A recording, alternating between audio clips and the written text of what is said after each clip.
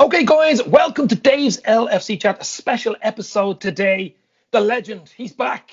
The man, the king of the Anfield Wrap, John Gibbons, and Keito, my best mate, my new best mate, are here. John, welcome to the show. Thanks for having me, mate. Thanks for having me after the win. I've been hanging on to win a game, so I was smiling. I've been waiting for the win to get you on.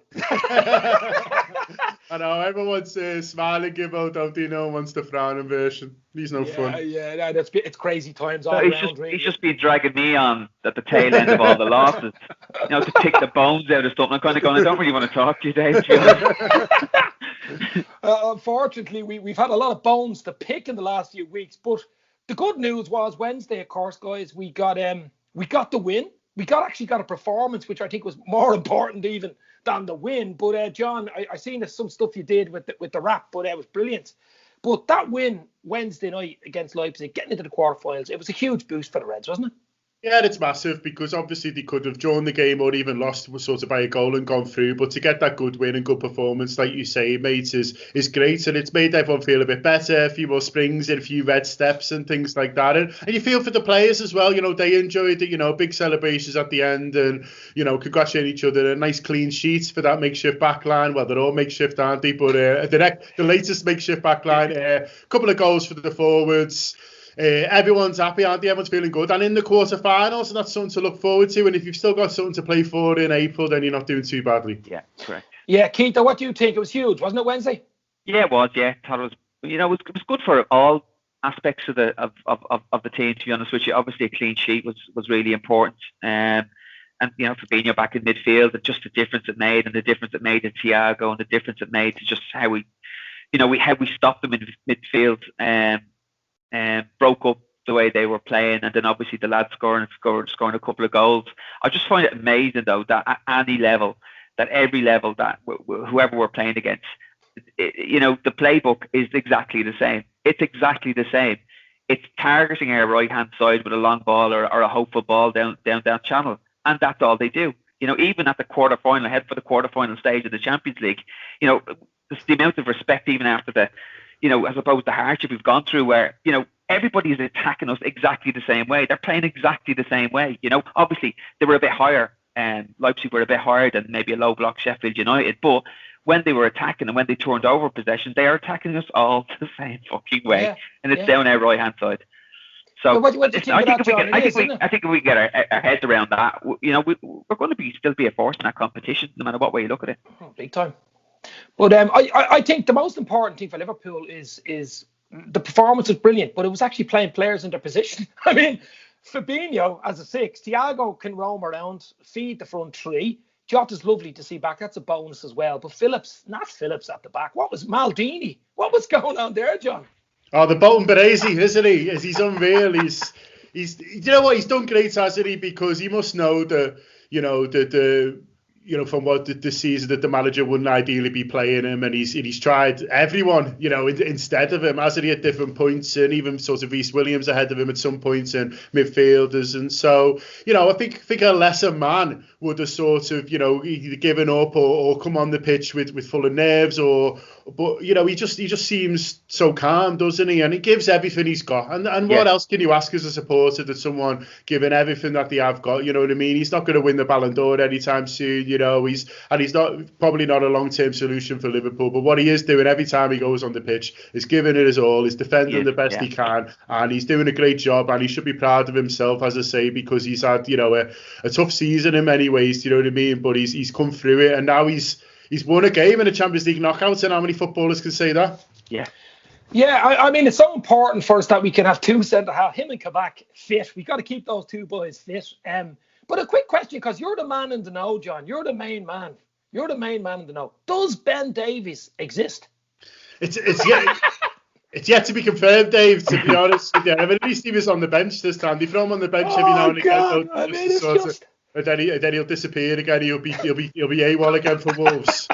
I don't know. Maybe he can only do certain days. Listen, if we can get to 3 or 4 up or 5 up, with 10 or 15 minutes to go, and he's on the bench, and you could use 5 subs, and we don't use him, there's something up. There's something up. But no, listen, as I said earlier, Phillips will go back, brilliant. Just two centre-halves playing centre-half football, that's what you want. No bones about it. Old school centre-half, I think Phillips is like, isn't he? Good in the air. He's really old school, Tony Adams type. People are forgetting how old Kabak is. They really are. Like he's just past 20. He's just gone 20. He's a bit older than me. Well, yeah. And I think, obviously he's got a good bit to learn in terms of maybe his reaction time and positional play, but he's cool as fuck on the ball under pressure, and a little shimmy left, a little shimmy right. He's rarely misplacing a pass. So, I wouldn't say there's too many better 20-year-old centre-backs playing at that level of Europe, playing at that level around Europe at the moment. There can't be any. There can't be many. No. What do you think of Kabak, John? Yeah, he's doing all right. He's doing okay, isn't he? And like Keith says, you've got to factor in his age. I think someone on some Anfield Wrap content said he's either a month older or younger than Rian Brewster, really? Which is mad, isn't it? They're a month away, and Rian obviously, he's sort of seen very much as a young player, but I think it's because he's a big lad. You know what I mean? You sort of forget his age, but he's doing all right, and he's come in at a difficult time as well. Do you know what I mean? And he's obviously, the problems at Schalke, they were really struggling, so he's had a tough season there, and then been thrown in at the deep end very much. And considering all that, I think he should be proud of himself as well. Yeah. I think if he continues like he's doing and playing games and doing well, I think we'll trigger that clause in the summer and sign him, because we'll get him on a snip, to be honest.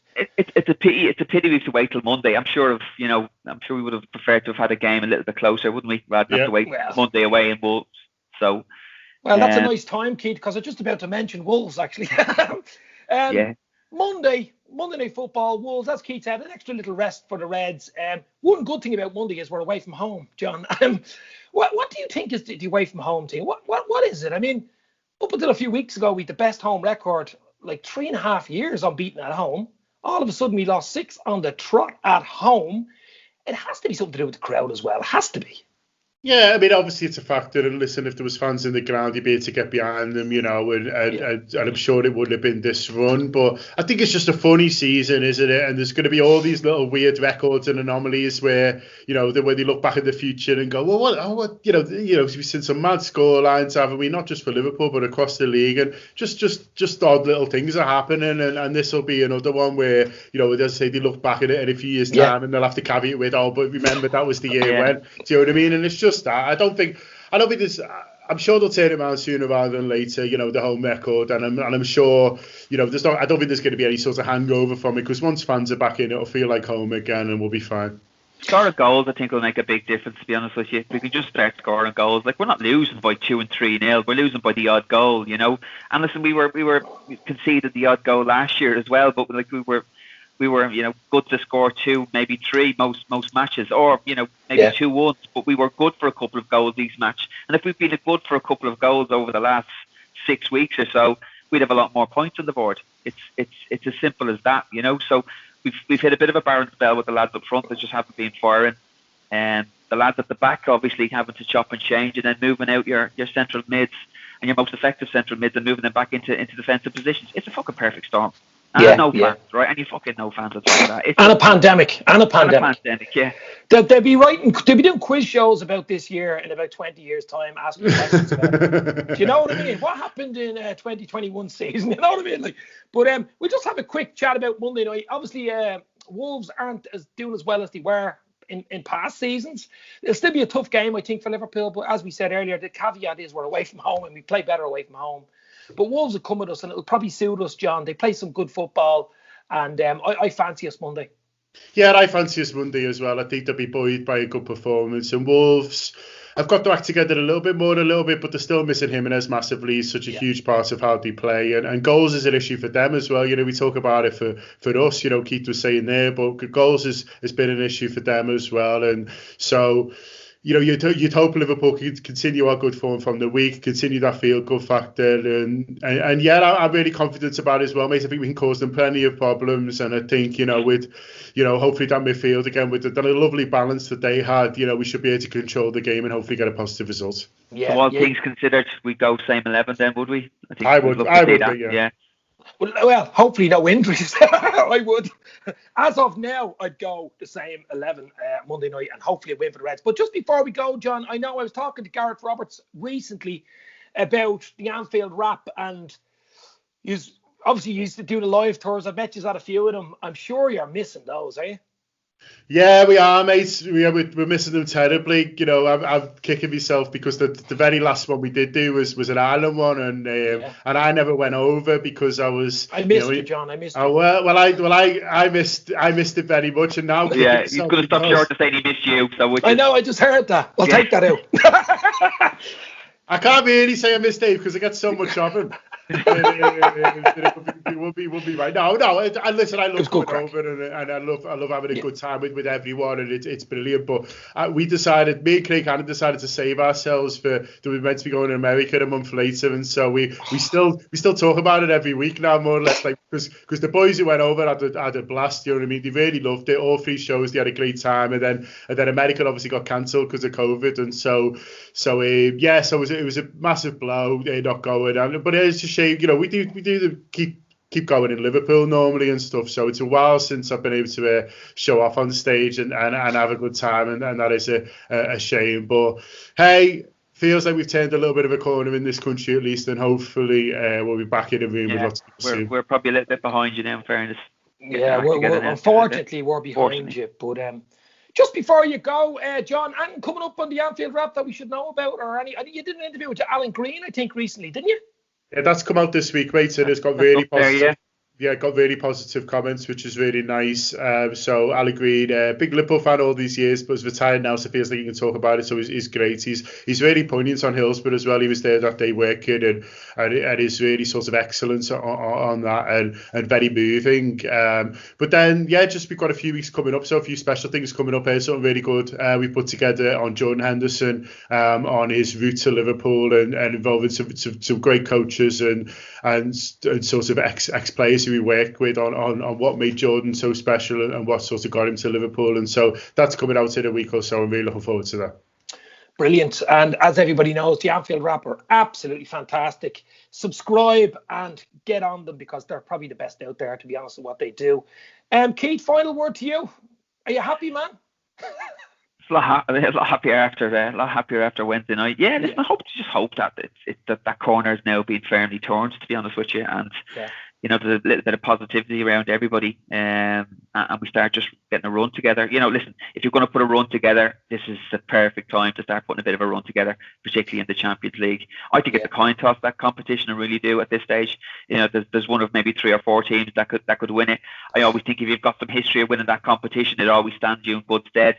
Yeah. So it'll be interesting to see what the quarterfinals and semi-final draw looks like, and then we'll probably be able to see, listen, is there a pathway for us to the final? But listen, if I think we're as good as, or the same odds as anybody in my head of winning that competition, to be honest with you. You know, and it's knockout competition, no one does it as well as we do, knockout competition. So so I'm positive. Yeah, it's definitely in our DNA.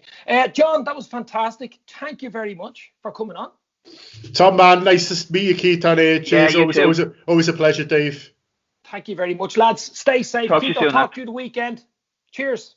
Cheers, bye-bye. Cheers, lads.